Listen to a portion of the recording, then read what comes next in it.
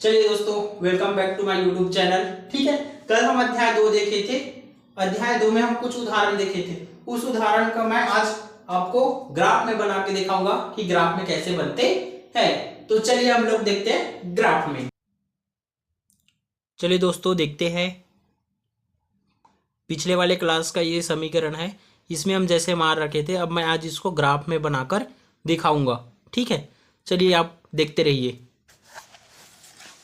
ये हमारा graph paper, आप लोग भी ऐसे ही खरीद लेना। ये 10 रुपये में मिल जाएगा आपको किसी भी फैंसी दुकान में। ठीक है, 1 2 3 इसलिए लिए कि हम 10 से ज़्यादा नहीं ले सकते, नहीं तो y के संगत मान नहीं आएंगे, इसलिए हम उनको 10 से नीचे अंक लिए, 1 से।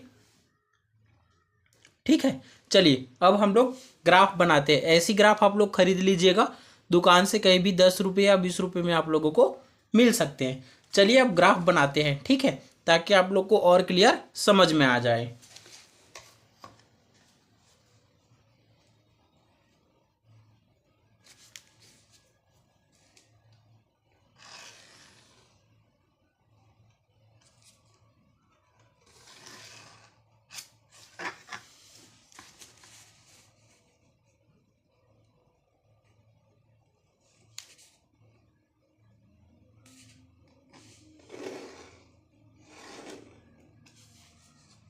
ठीक है, ऐसी लाइन खींचना। ये आपका हो जाता है एक्स अक्ष और ये होता है आपका वाई अक्ष। इतना कर लोगे। ठीक है, अब इसके बाद ये आपका होता है मूल बिंदु। अब आपका अधिकतम संख्या देख लेना कितना है, 10। तो आप 1 से 10 तक दोनों पक्ष में दर्शा देना। चलिए दर्शाते हैं। यहाँ पे ये 1 हो जाएगा, 2 3 4 5 6 7 8 9 और ये आपका 10। ठीक है, इसमें लाइन खींचने की जरूरत नहीं है। चलिए इधर भी दर्शा देते हैं। यह है आपका 1 2 3 4 5 6 7 8 9 और ये आपका हो गया 10। ठीक है, चलिए अब हम मिलाते हैं। ठीक, यहाँ पे देखना 1 और 9, एक्स अक्ष का 1 और वाई अक्ष का 9, ये यहाँ पे मिलेंगे। उसके बाद दूसरा है 2 और 8, ये 2 और इधर से 8, ये यहाँ पे मिलेंगे। उसके बाद तीसरा है 3 और 7, ये आपका 3 और 7 दोनों के सेंटर बिंदु। और उसके बाद 4 और 6। ठीक है, इधर से 4 और इधर से 6। उसके बाद देख लीजिए 5 और 5, ये आपका दोनों का सेंटर बिंदु 5 और 5।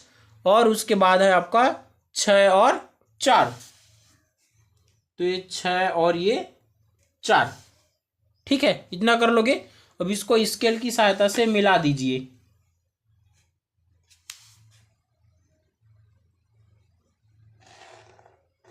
ये थोड़ा सा एक्स्ट्रा कर देना एरो बनाने के लिए।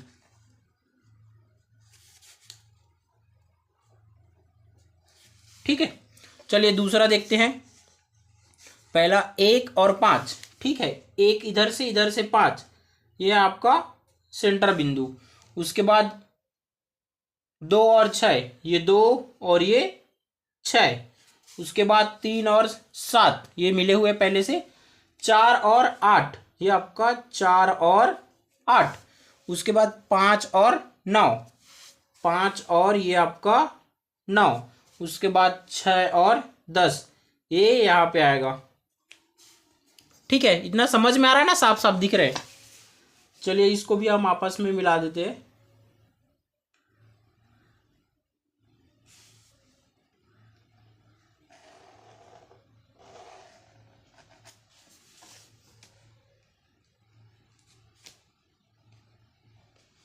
ठीक, अब इसके बिंदुओं को लिख देते हैं। एक अक्ष को पहले लिखते हैं, तो ये हो जाएगा 1 9।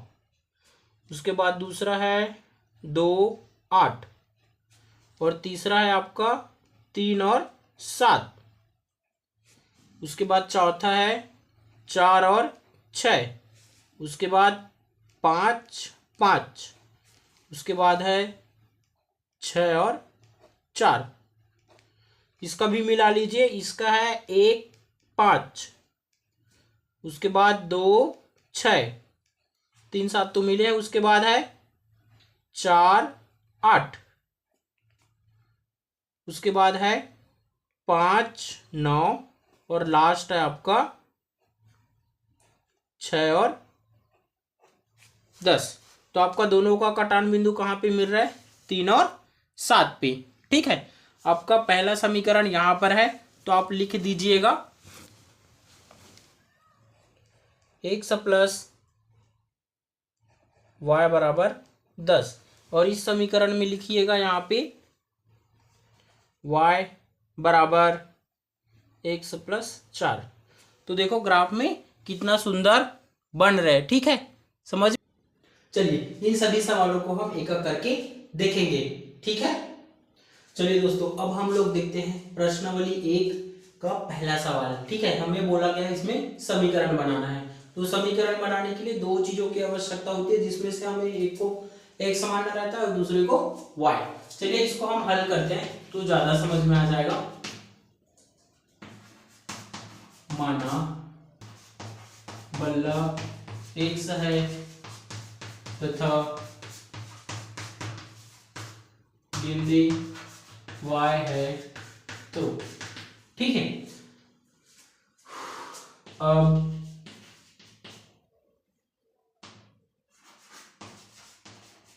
प्रश्नानुसार, ठीक है, बल्लों की संख्या कितना है आपके पास? 3x। एक सर क्या दर्शा रहा है आपका बल्ला, और 3 क्या दर्शा रहा है वहां पे जो संख्यात्मक मान दिए हैं वो। उसी प्रकार गेंदों की संख्या 6y। ठीक है, अब इन दोनों को खरीदने में कितने रुपए लग रहा है? 3900 रुपए। अब यदि बल्ला और गेंद को खरीदने में 3900 रुपये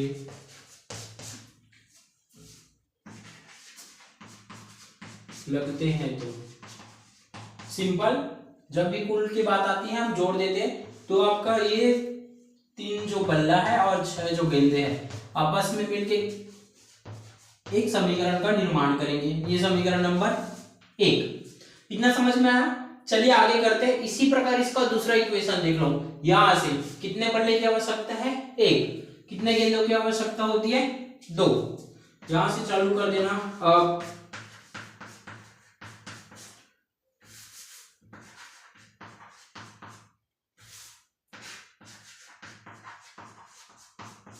बल्लों की संख्या x तथा गेंदों की संख्या y। ये दोनों समझ में आया? अब सेम इन दोनों को खरीदने में कितना रुपए लगा? 1300। अब यदि बल्ला और गेंद को खरीदने में 1300 रुपये लगते हैं, तो ठीक है, वापस ऐसी समीकरण बनेगा। चलो मैं इसको मिटा के बताता हूं।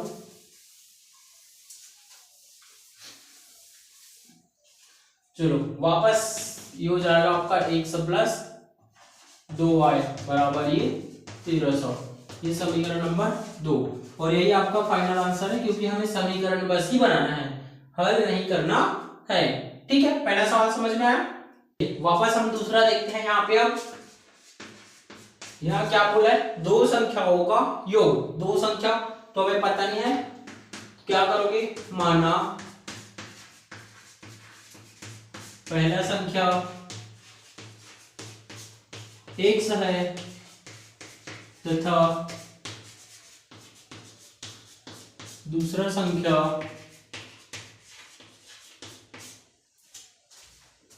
y है, तो ठीक है, प्रश्नानुसार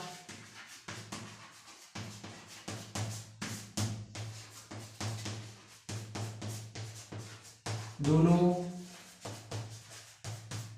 संख्याओं का योग 16 है। तो योग मतलब होता है सीधी सी बात जोड़ना, तो x प्लस y का मान कितना हो जाएगा जी, 16। ये हो जाएगा आपका समीकरण नंबर 1। इसी प्रकार दोनों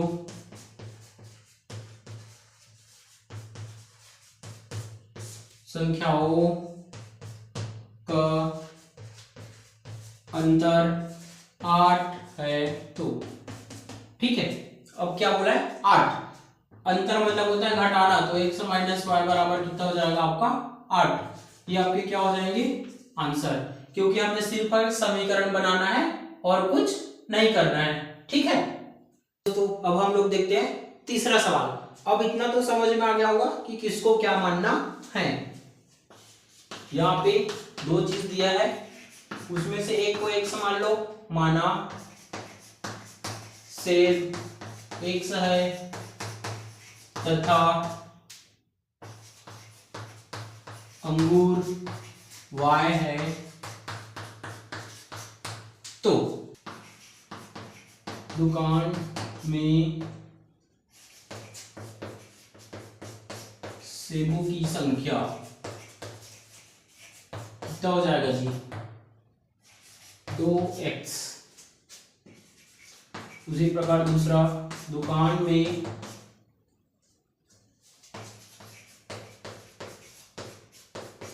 अंगूरों की संख्या कितना हो जाएगा आपका y।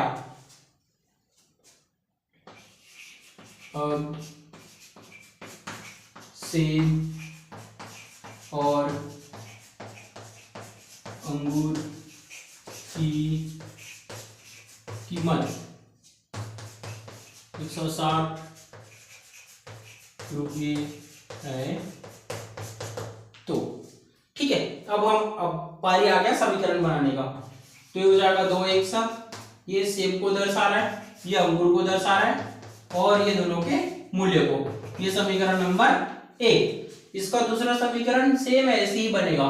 ठीक है, यहां लिख देना, इसी प्रकार दुकान में सेबों की संख्या 4x तथा दुकान में अंगूरों की संख्या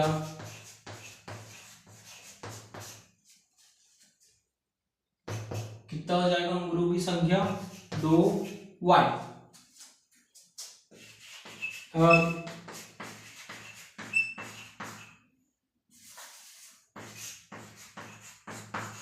सेब और अंगूर की कीमत कितना दिया है, 300 रुपये है। तो ठीक है, चलिए अब वापस समीकरण बना लीजिए। तो आपका ये मान हो जाएगा 4 x और ये आपका 2y और इसका मूल्य 300 रुपया। ये आपको बन जाएगा समीकरण नंबर 2। इसी प्रकार आपको समीकरण बनाना है। ये सवाल पूर्ण हो गया। चलिए दोस्तों, अब हम देखते हैं चौथा सवाल। ठीक है, सेम वैसे इसमें दो चीज की बात हुई है, एक नरेश की और एक उसकी पुत्री की। तो हम नरेश की आयु को मान लेंगे x और उसकी पुत्री की आयु को मान लेंगे y। चलिए इसको करते हैं साथ साथ। ठीक है, यहाँ पे माना नरेश की आयु x है तथा पुत्री की आयु y है। तो इतना कंप्लीट। अब बोला गया 7 साल पहले, तो पहले के लिए हम माइनस लगाते हैं। ठीक है,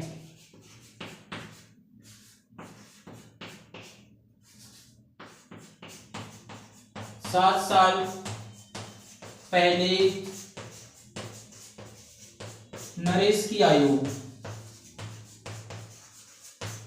ये हो जाएगा आपका 1 माइनस 7। इस चीज को याद रखिएगा। ठीक है, इसी प्रकार इसका पुत्री का हो जाएगा 7 साल पहले पुत्री की आयु, ये हो जाएगा आपका y माइनस 7। ठीक है, उसके बाद क्या बोला गया, 7 साल पहले मेरी आयु तुम्हारी आयु से 7 गुनी थी। कितना गुना बोल रहा है, 7 गुना। तो आप सीधा लिख दीजिएगा ये प्रश्नानुसार। क्या बोल रहा है, नरेश की आयु बराबर पुत्री की आयु, नरेश की आयु बराबर पुत्री की आयु। तो नरेश का जो उम्र था पुत्री से कितना गुना ज्यादा था, 7 गुना। अब सिंपल मान रखेंगे और हल कर देंगे। नरेश की आयु था x माइनस 7, पुत्री की आयु था y माइनस 7। तो ये हो जाएगा x माइनस 7 बराबर, ये हो जाएगा 7y। 7 के अंदर गुणा करोगे तो सती सती कितना हो जाएगा जी आपका 49। ठीक है, y को पक्षांतर कर दो तो ये हो जाएगा प्लस था, तो इधर आके क्या हो जाएगा माइनस, और ये हो जाएगा आपका माइनस 49, और ये 7 उधर चले जाएंगे तो ये हो जाएगा प्लस। तो आपका समीकरण बनेगा x माइनस 7y बराबर माइनस 42, समीकरण नंबर 1। ठीक है, आगे देखिए। अब 3 साल बाद नरेश की आयु, ये हो जाएगा 1 प्लस 3। पहले के लिए माइनस लेते हैं और बाद के लिए प्लस। ठीक है, वापस इसके पुत्री के लिख लो। 3 साल बाद पुत्री की आयु, पुत्री की आयु ये हो जाएगा y प्लस 3। ठीक है, वापस आप यहां पर लिखिए प्रश्नानुसार। प्रश्नानुसार लिखेंगे, फिर क्या बोला गया है, मेरी आयु तुम्हारी आयु की 3 गुनी थी। तो यहां पे नरेश की आयु बराबर पुत्री की आयु। अब पुत्री की आयु से कितनी गुनी ज्यादा है, 3 गुनी। चलो मान रखते हैं इसका भी, ये हो जाएगा 1 प्लस 3 और ये हो जाएगा इसका y प्लस 3। तो हो जाएगा 1 प्लस 3 बराबर ये हो जाएगा 3y और ये 3 तिया 9। इस 3 का अंदर गुणा करोगे पहले y के साथ, तो 3y और ये 3 तिया 9। ठीक है जी। अब इसके बाद 3y को पक्षांतर करो तो ये हो जाएगा प्लस का किस में आएगा, माइनस में, और ये प्लस है तो इधर जाके क्या हो जाएंगे माइनस। तो आपका फाइनल समीकरण क्या बनेगा, 1 माइनस 3y बराबर 6। ये आपका आंसर हो जाएगा, आप बोले तो दूसरा समीकरण होगा। ठीक, चलिए दोस्तों आगे देखते हैं हम 5वां नंबर का सवाल। इसमें बोला गया है कि ट्रेन और टैक्सी, तो दोनों में से हमें किसी एक को x मानना है, किसी एक को y। चलिए टाइम वेस्ट किए बिना माना कि ट्रेन x है तथा टैक्सी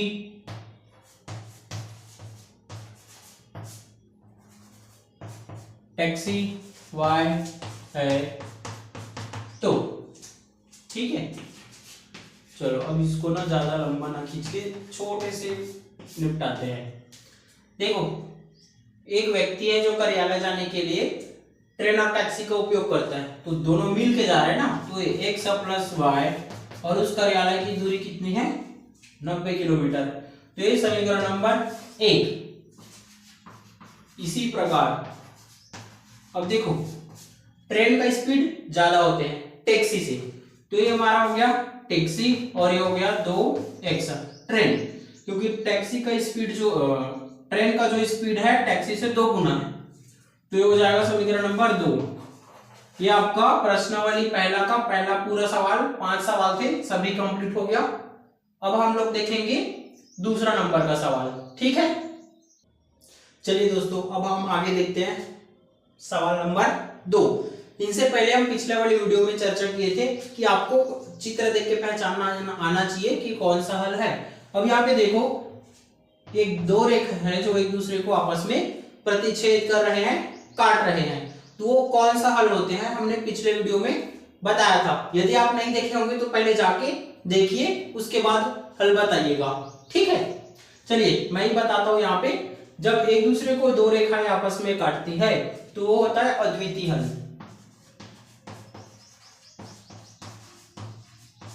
अद्वितीय हल, और जहां पे काटते हैं तो पहला होता है x का मान और दूसरा जो होता है y का मान, ठीक है। ये आप बुक देखोगे तो आपको पता चल ही जाएंगे, ठीक है। चलो अब दूसरा आते हैं ब में। यहाँ पे एक ही रेखा है लेकिन एक रेखा में बहुत सारे बिंदु है, तो ये कौन सा हल होती है, अंततः अनेक हल। अंततः अनेक हल, ठीक है। इसमें x के मान में जितना सामने रहता है, इसका इसका और इसका जो सामने रहता है वो x का मान है, तो क्या क्या मिला मुझे 1 3 5, और y की जगह में क्या क्या मिलेंगे 2 1 0। अब स नंबर में देखिए यहाँ पे दो रेखाएं आपस में समानांतर है, एक दूसरे को काट नहीं रहे हैं, तो इसका कौन सा हल हो जाता है जी आपका, कोई भी हल नहीं है, और इसका x y का मान नहीं निकलते। चलो एक ही और बचा है, वो करते हैं चौथा को, ठीक है। हम इसको देखते हैं। देखिए इसमें भी यहाँ पे पहला रेखा और दूसरा रेखा एक दूसरे को कौन से बिंदु पे काट रहे हैं, -1 और 2 पे। जब दो रेखाएं एक दूसरे को आपस में काटती है तो उस प्रकार के हल को बोलते हैं हम अद्वितीय हल।